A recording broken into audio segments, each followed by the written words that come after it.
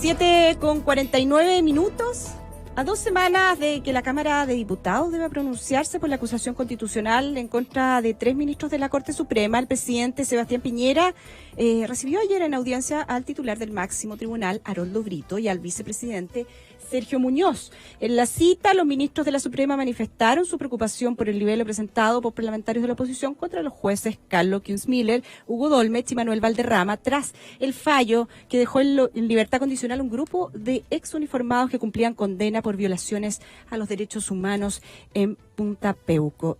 Brito descartó de plano que la intención de este encuentro fuera amedrentar a los parlamentarios que decidirían el futuro de la acusación. Pero lo que sí es cierto es que hay preocupación. Ayer este encuentro terminó por enardecer los ánimos de la oposición, en donde están acusando una verdadera campaña, la que calificaron como intolerable de cara a la votación, programada originalmente para el sábado 15 de septiembre. Para conversar sobre este tema, está aquí ya en primera pauta nuestro siguiente entrevistado. Él es el abogado Roberto Guerrero, presidente del Consejo Directivo del Observatorio Judicial. ¿Cómo está? Muy bien, muchas gracias. Hola Roberto, ¿cómo está? Muy buen día. Bueno, lo presentamos así breve, porque está en el Consejo Nacional de Televisión, estuvo en el Consejo de la Transparencia, ha tenido una dilatada carrera académica también. Y lo primero quería preguntarle con respecto a esto, ¿por qué causa tanto revuelo si la acusación constitucional está dentro de la legalidad de hacerla? A ver, bueno, en primer lugar, muchas gracias por la invitación para conversar estos temas. Creo que son interesantes, creo que son temas de país y van más allá de la contingencia, a pesar de que siempre se fundan en temas contingentes, pero es una gran oportunidad para conversar y aclarar conceptos. Lo primero que hay que tomar en cuenta es precisamente lo que tú mencionas, Gerardo, en el sentido de que los diputados tienen todo el derecho a plantear acusaciones constitucionales en los casos en que estimen conveniente. La ley lo permite. La ley lo permite, es un derecho, un derecho de cualquier ciudadano, de hecho, mirar críticamente los fallos de los tribunales de justicia. Es decir, aquí no hay un tema de derechos para hacer o no hacer alguna cosa. El tema es, si ya se plantea una acusación constitucional, es si cumple con los requisitos, si cumple con el estándar, los fundamentos. Si cumple exactamente con lo que la Constitución señala y con lo que se persigue mediante un instrumento que es tan extremo como acusar constitucionalmente a jueces, a ministros de la Corte Suprema para sacarlos de su cargo. ¿Y ahí cuál es la postura del Observatorio Judicial al respecto? Yo le gustaría que le contáramos a nuestros auditores. Bueno, lo primero aclarar y comentar que el Observatorio Judicial es un centro de estudios independiente, relativamente nuevo, tiene un poco más de un año de existencia y lo que busca justamente es mirar y estudiar todo lo que está relacionado con el Poder Judicial y con su actuación en la sociedad.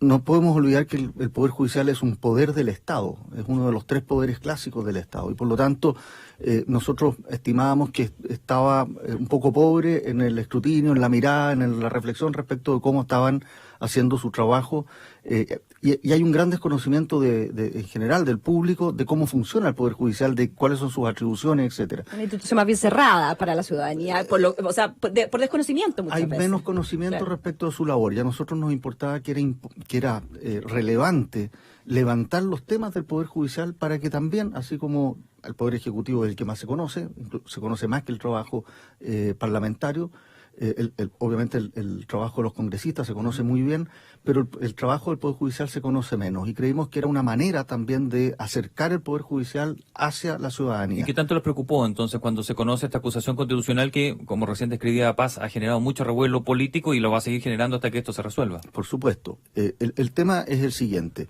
Existe una herramienta constitucional para poder sacar a ministros de la Corte Suprema que se comportan mal. Dicho en simple. ¿Ya? Esto se llama notable abandono de deberes. Y el abandono de deberes, para poder prosperar, tiene que ser notable. A nosotros como Observatorio Judicial nos preocupó, incluso cuando empezaron a salir las primeras noticias, de que habría una acusación constitucional, porque no veíamos, sinceramente, una argumentación fuerte, sólida, para poder llegar a cumplir los estándares que una acusación constitucional por esta causal requiere. Y por lo tanto, intervinimos en el debate público y quisimos poner sobre la mesa los temas más importantes. ¿Cuáles son esos? Y los temas más importantes aquí son los siguientes. Uno, que yo diría que son fundamentalmente 2. El primero es una regla constitucional y una regla de cómo funciona el Estado de Derecho, y es la separación de poderes. Y para poder sacar a un ministro de la Corte Suprema, para poder sacarlo del cargo, tiene que haber una causal extremadamente grave. Esta causal, notable abandono de deberes, existe en nuestro ordenamiento constitucional hace 175 años. Esto viene desde la Constitución del 1933 y probablemente habían antecedentes anteriores, pero formalmente está ahí. Y que son palabras grandilocuentes, ¿no es cierto? Notable abandono de deberes, pero son grandilocuentes porque quieren significar algo, quieren significar que los jueces actúan, o bien no haciendo la pega, básica, digamos, en lo formal, no llegando a trabajar, fallando tarde, a lo mejor no administrando fallando a favor de los amigos. Claro. Bueno, es que eso es otra cosa, Y la otra cosa es esa, son los temas de fondo, es fallando en contra de la ley. Claro. Fallando a sabiendas en contra de la ley, manifiestamente, en forma torcida, siguiendo sus propias convicciones y no siguiendo la ley, saltándose un montón de reglas que existen para poder impartir justicia. Entonces, esos dos son los casos principales, o los casos en que siempre se ha entendido notable abandono va a tener. Pero para usted no hay mérito, entonces. En ese sentido, a mí me parece que no. En ninguno de los dos aspectos. Y el otro sentido, que es muy importante porque es más institucional y es más fácilmente, porque lo que acabo de comentar es más técnico, es más jurídico, es más tal vez incluso político, pero en lo otro, que es más de funcionamiento del Estado de Derecho, yo no puedo aspirar a tener separación de poderes e independencia del Poder Judicial si el Poder Judicial tiene que estar mirando lo que piensa la mayoría parlamentaria para fallar. Como pidiendo permiso, así. Exactamente. Y más que pidiendo permiso, porque es una manera más, nadie va a pedir permiso, pero constriñéndose a impartir justicia en función de la opinión política de la mayoría parlamentaria, de la mayoría del Congreso. Eso rompe el Estado de Derecho. Y es algo que los ministros de la Suprema ya están avisorando o planteando, que quizás a veces se van a tener que restar de algunas decisiones, que podría ser una de las consecuencias finalmente si esto prospera. ¿Cómo ven el escenario en estos momentos de la discusión? Luego de esta reunión de ayer del presidente con Haroldo Brito, las críticas de la oposición, lo que está pasando en el Congreso, esta decisión también de los Supremos de ir personalmente a explicar al Congreso qué es las razones y por qué votaron de tal manera. ¿Cómo lo ven en el Observatorio Judicial y qué se espera? Mira, yo creo que desde que comenzó a plantearse el tema de una posible acusación constitucional en adelante, y naturalmente después de planteada, había una reacción bastante fuerte de la sociedad en general para tratar de entender esto y tratar de poner paño frío y sensatez a la discusión.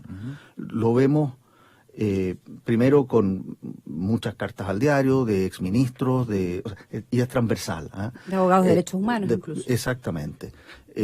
Después, que el Colegio de Abogados haya pedido intervenir en este procedimiento presentando una argumentación en favor del Estado de Derecho, es bien sintomático. El Colegio de Abogados en general no tiene este tipo de intervenciones. Y así, yo creo que a puertas de la acusación probablemente tal y decidirse en la Cámara de Diputados, después de que termine estas audiencias que está realizando la comisión, que está a cargo de la primera parte de la acusación, obviamente hace que más personas empiecen, y con más peso, empiecen a manifestarse. Así leo yo la visita de los jueces, así leo yo las entrevistas que han dado, algunos artículos que se han publicado, columnas, etcétera. Entonces, a mí me parece que estamos, efectivamente, este es un tema grande y por lo tanto va a ir creciendo hasta que se llegue a la fecha en que se vote esto y que se llegue al hemiciclo. Abogado Roberto Guerrero, pero una de las argumentaciones que ellos, quienes impulsan la acusación constitucional, mencionan recurrentemente es que se violan acuerdos internacionales en tema de derechos humanos que tiene Chile con esta decisión. Usted, si es que va al fondo de esa argumentación, ¿existe algún fundamento para poder sostener esa postura que Carmen Hertz, la abogada y también diputada del Partido Comunista, impulsa? Bueno, yo creo que ese es el punto de fondo. Y es la argumentación real que tienen los que plantean la acusación. Y en esto hay que ser bastante claro, porque el punto, y esto es un tema técnico, que se llama control de convencionalidad, es decir, cuando se habla de convencionalidad se hace referencia a la convención, que es un tratado internacional, que en este caso es el Estatuto de Roma. Hay una doctrina que emana de la Corte Internacional Penal, que señala que cuando, y esto está escrito está escrito de una manera distinta en el estatuto, pero lo dice de una determinada manera. Esta doctrina dice que como el estatuto señala que las penas que imponga la Corte Penal Internacional podrían ser revisadas en los países de donde provienen quienes han violado los derechos humanos en estas categorías de delitos, no pueden esos países, o las cortes, los tribunales de esos países, rebajar las penas. En otras palabras, si la Corte Internacional impone una pena X, en el país los tribunales no pueden rebajarla. En consecuencia, lo que señalan es que cuando se revisa un tema de penas de esta naturaleza, tiene que la Corte hacer un control de convencionalidad, es decir, ver si se aplicaría el tratado y de qué manera se aplicaría. Y por lo tanto, si se está reduciendo la pena, no se podría hacer. Esto es una doctrina. O sea, aquí no se está reduciendo la pena y por ahí no va entonces. Pero podría ser lo del beneficio. Son varias razones. En lo técnico, si es discutir si el beneficio es parte de la pena, o sea, es reducir la pena o no, es otra discusión que puede ser. Y eso sobre la mesa también. Y lo del arrepentimiento que mencionan, por eso, termina siendo algo. Es que son condiciones que más establece esta doctrina. ¿Ya? También es discutible entonces eso del arrepentimiento. El tema es que es una doctrina, y es una doctrina sumamente discutida. Esta doctrina ha sido incorporada a algunas legislaciones, pero en Chile no ha sido incorporada. Y ha sido muy discutida, y los tribunales no están obligados a seguir doctrina, están obligados a seguir leyes. Y ahí lo quería llevar yo, abogado, sí. que tiene que ver con la ley y justamente los cuestionamientos que hay de parte también, de gran parte de la sociedad, también parlamentarios, también los jueces, que plantean de que este problema está porque no tenemos una ley que especifique de manera clara y que vaya de acuerdo a los tiempos qué condiciones tienen que haber para una libertad condicional. Bueno, existe que es algo que se está trabajando ahora, sí, justamente también en paralelo en el Congreso. Existe en Chile una ley que establece cuáles son las condiciones para la libertad condicional. Claro, pero para este tipo de delitos, por eso está dispuesto. Pero no ha incorporado para este tipo de delitos ninguna cosa especial. Claro. Entonces, por eso los tribunales tienen amplitud para revisar si en un caso determinado se cumplen o no se cumplen los requisitos que la ley para la libertad condicional tiene, independiente de lo que uno piense de estos delitos o de cualquier delito. El problema está en que si yo aspiro a que se apliquen ciertos principios o ciertas teorías o ciertas doctrinas que ha ido elaborando el Tribunal Penal Internacional establecido en el Estatuto de Roma, entonces tengo que incorporarlos a la ley chilena para que los tribunales no puedan obrar de otra manera.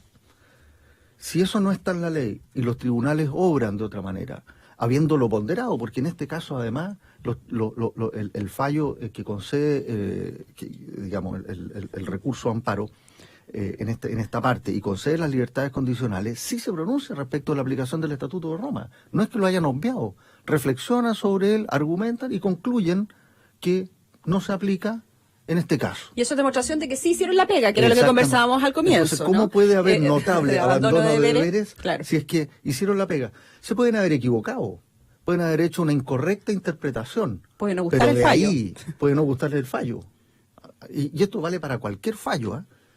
Pero de ahí a transitar, desde ahí a que hubo un abandono de deberes notable, es decir, grave, grueso, ya sea porque no se hizo el trabajo o porque se falló abiertamente en contra de la ley, hay un universo de distancia. Abogado Guerrero, nos pasamos de la hora y no debería hacer esta pregunta, pero se lo voy a hacer para cerrar, así que por favor sea breve. ¿Sentaría para usted un mal precedente o histórico mal precedente si es que aquí prospera la acusación? Un pésimo precedente. Muy bien. Le damos las gracias al abogado Roberto Guerrero Valenzuela, presidente del Consejo Directivo del Observatorio Judicial, que ha estado aquí en Primera Pauta. Gracias por estar con nosotros.